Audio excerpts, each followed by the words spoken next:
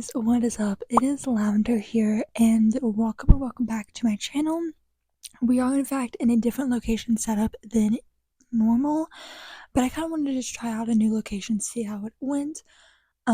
Just because it's kind of like hard to film a video in my room because there's only so many places I can film and it not look weird or whatever. So I heard about this kind of video from Danny Phantom EXE, where basically he and his friend ranked book tropes. And now I think they did it a little bit like, I think they did like a Wattpad book trope kind of thing, whereas I'm just doing the regular book tropes and whatever that you find in just books.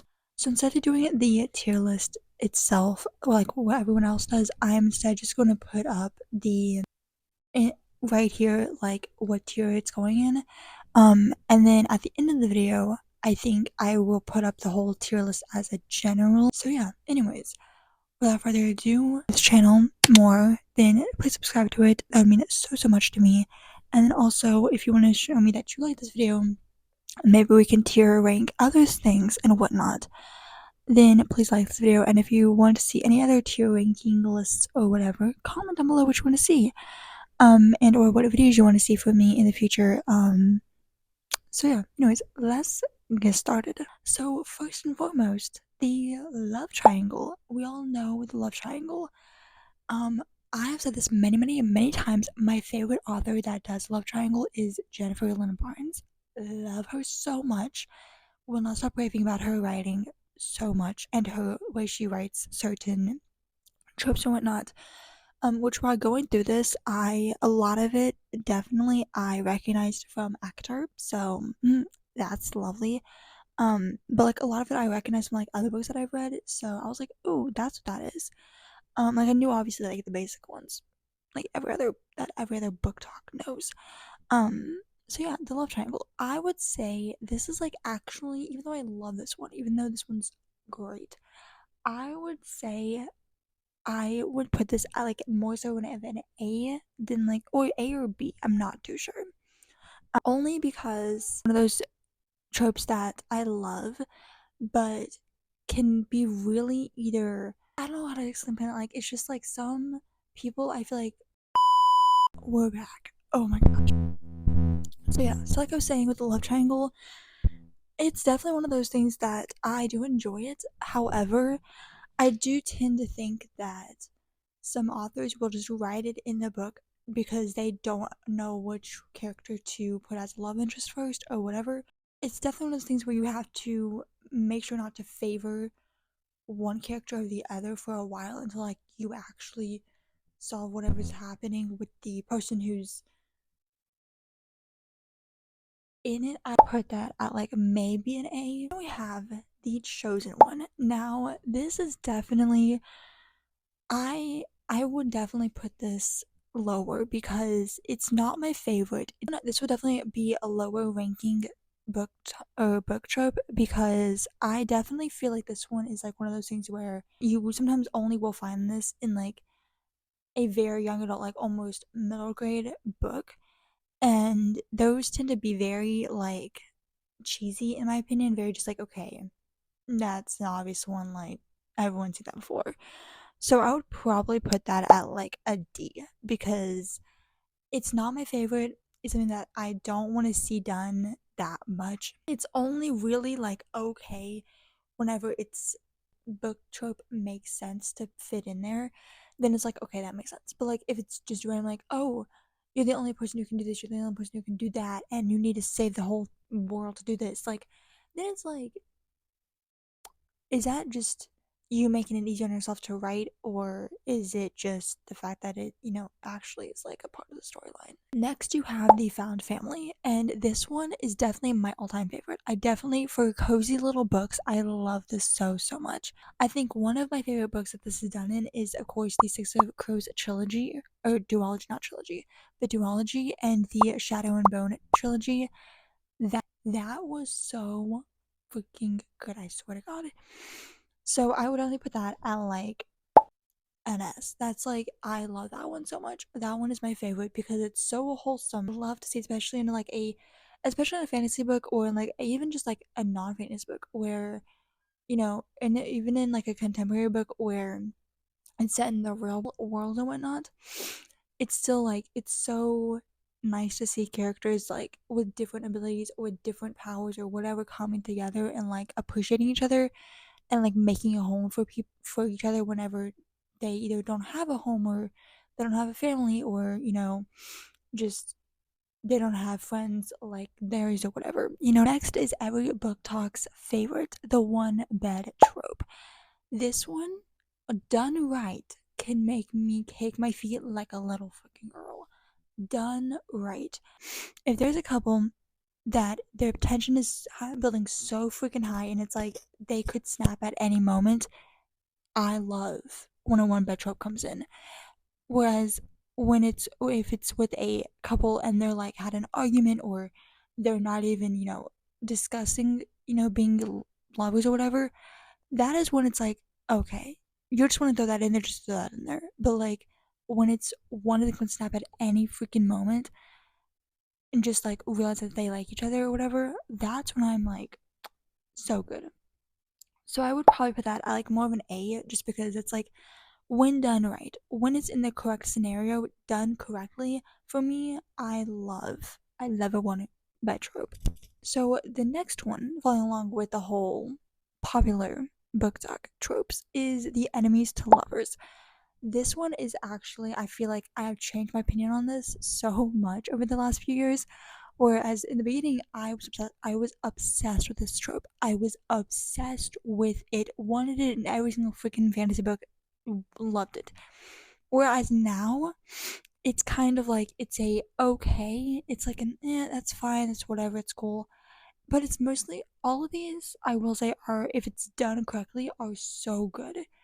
And this is one of them. But literally, if they're to the point where both the characters, not just one of them, but both of the characters literally would kill at any point the other character because they hate them so much, because they don't like them so much, that's enemies to lover. That's enemies.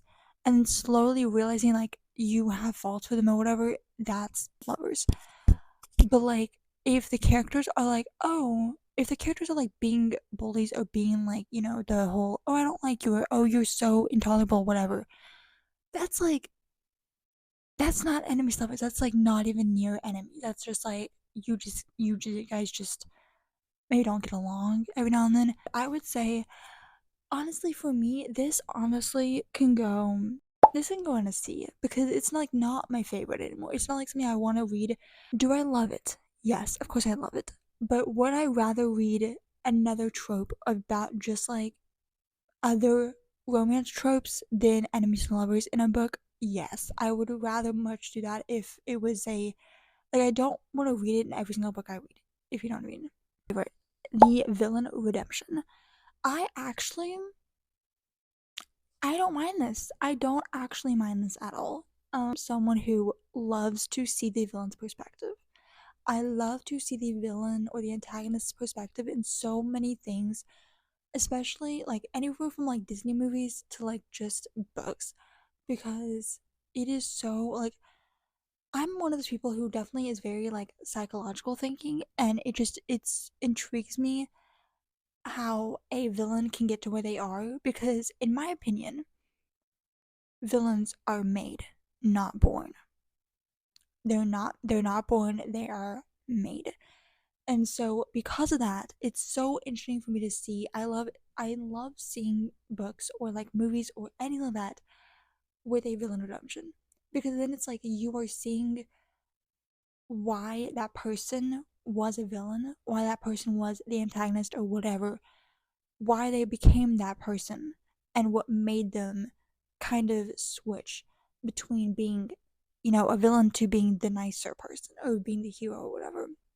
So, though I have not seen it that much in books necessarily, I would definitely put that at like an A tier just because it's like something that I love to see done, and I love to see, especially like if the author has a very like psychological like background and like likes that kind of stuff too. It's very interesting to see how they write their villains to being the good guy or being the good person.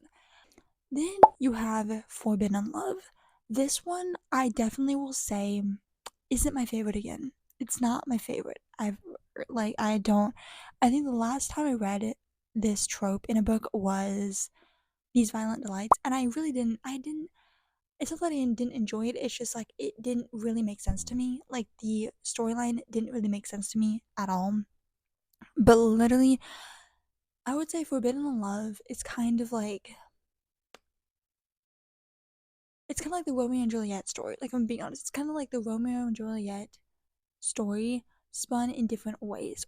So like for that one, I would honestly put that at like any. It's not my favorite at all. I don't enjoy it that much. Like I'd rather see, like I said, I'd rather see other romance tropes or romance book tropes in a book rather than Forbidden Love. Next, you have the good old slow burn. This one is definitely going in the S tier because it is my fucking favorite.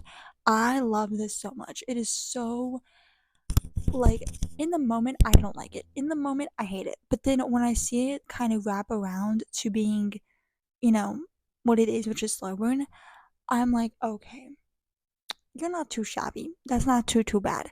But in the moment, I definitely will say I hate it because it's like I just want them to be together. I want them to like each other.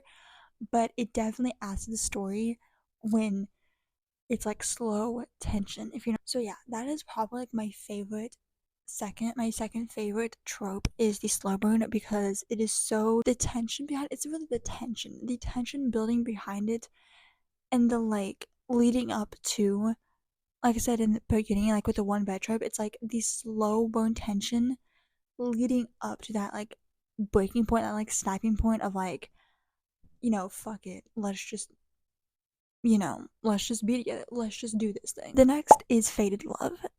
I this is like the chosen one. It's not my favorite. It's not my favorite at all because sometimes it's played in a way that makes sense. Say that that trope is probably, yeah, it's probably going on with the chosen one because it's not my favorite. It's not something that I enjoy seeing a lot. And it's also like it's one of those things where, it can either be can make sense and be played really, really well, or it can make zero sense and look like do you just want to write a love story? Is that all you wanted to do? Next is the Secret Society. This one I will say is like it's definitely interesting. Definitely intrigues me a lot. I haven't really read a lot of books around around like a book trope of the Secret Society, or of a secret society rather. So like I would definitely say if I did read it, it would be intriguing. It would be interesting just because it would be interesting to see how they go throughout society, being kept a secret, being kept, you know, underneath the veil technically. So it'd be interesting, except like I feel like you also have to do it right. And I would excuse you, jeez, say it's kind of one of those things where I would love to see like them having them like every now and then getting seen, or like every now and then getting, seen and or questioned or whatever, just to build the stakes up, just to build the stakes higher and higher, until like I don't know, something happens. So like I would probably put that at like a B. It would be interesting to see. It would be interesting to see a book written like that, or a book where that has that trope in it. Next, we have Forced Proximity. This one is definitely my favorite. It's not like my favorite all time favorite. It's not superior, but it is my favorite. It is definitely a book where I love it because it's like it's like that kind of like slow burn attention thing. This proximity, I would say, isn't like superior, but it's definitely my favorite because it's like it's it's the tension behind it. It's the tension building behind it that I love to see. Now we have the Off Limits Crush. I enjoy this a lot. Is it the toxicity behind it too? Yes, it's the toxicity of being jealous, of the other person being jealous, and whatever behind it. I love it that way. But I would definitely say this is probably, I would say it's an A because I love it, but there's definitely certain times where it gets a little annoying, where it gets a little like, okay, you're just being jealous now. you're just being jealous, and you just need to take the chance to go and get her or him. So why are you making such a big deal? Like, that's where it becomes like an okay, this is annoying. Like, you need to do something about this. Like, if you aren't acting upon this, you need to do it now. Um, so yeah, I would definitely put that in like an A. Like, that's not. It's good, but it's good, but it's only good for like maybe 2 or 3 chapters before it gets very, very annoying. Be a B if I'm being honest. I think that's a B. Yeah. Next, we have the really crappy parents. This is definitely one of those fantasy tropes that you see a lot of the times, and I'm gonna be honest, it's not my favorite. It's really old. Like, I don't like it. Is it easy to write fantasy books where the parents are non-existent and the child has to, go on its own, be on its own, whatever? Yes, because that's how every other fantasy book I feel like is written. However, it gets to a point where it's like I want to see something different. I want to see something happen or want to see it written differently, if you know what I mean. So I'd probably put that at like a D because it's not my favorite. It's something that I think is overly written a lot of the times, and it's just an easy little thing to write in fantasy. If I skipped over one, the fake relationship. This one is probably going in A. It is so good. I love it so, so much because normally 9 out of 10 times when you do a fake relationship or you write a fake relationship, the character in that relationship or one of the characters in that relationship ends up falling for the other one because of how close they are or because of how they're trying to suppress their feelings for one another or their feelings for maybe the other person or whatever while they're having to go out and act like they are in a relationship. So I would probably put that at like an A because it is so, I love it so much because the tension behind it, the tension is what matters. If they both agree to doing a fake relationship, then it's like, okay, that's fine, love it. But if like one of them isn't really agreeing or isn't really wanting it but is just wanting to satisfy the other person's needs, then it's like, I don't know. Then we have the self-sacrifice. This one is an E.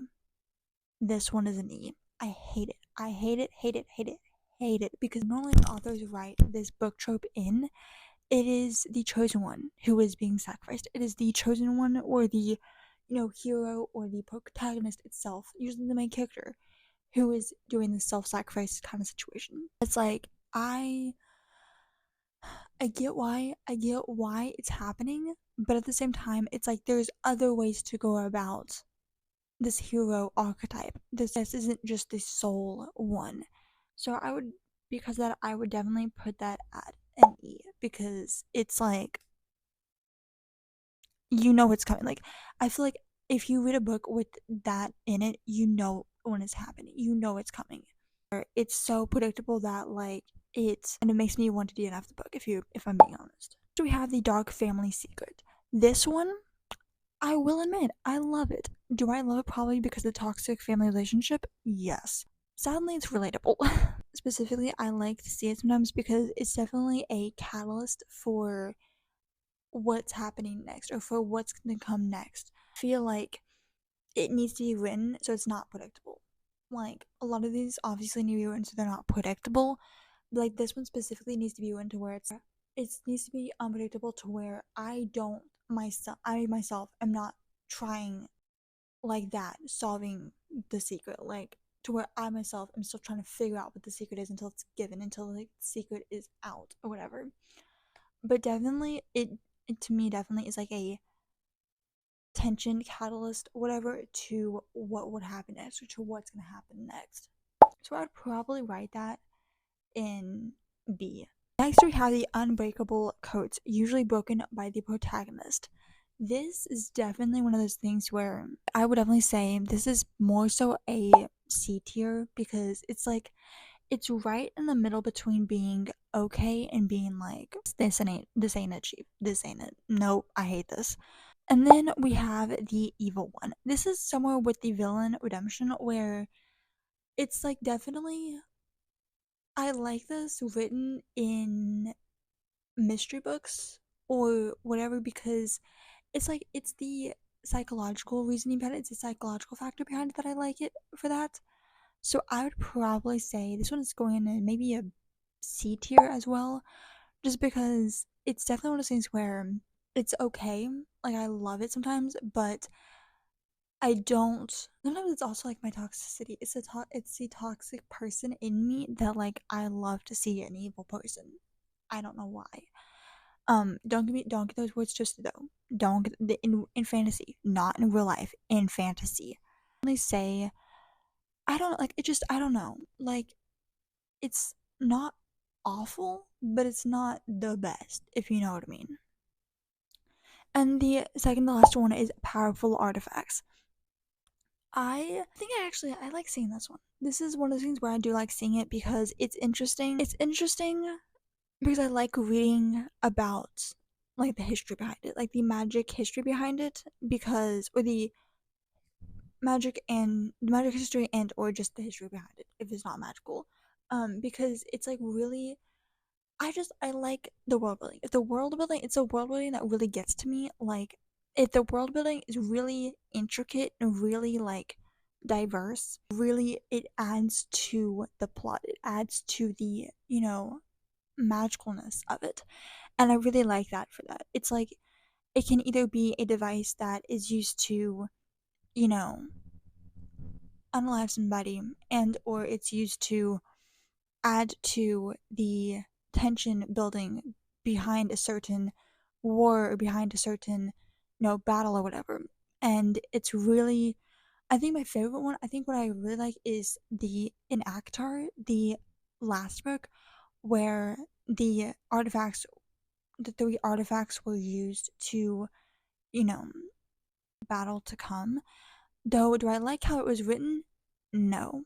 It was really just like, okay, that makes sense. That makes sense.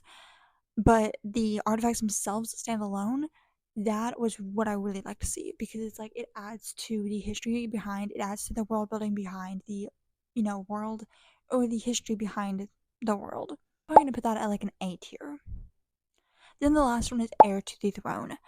This one I like it if it's done correctly and if it's done to the point where it makes sense that it's there.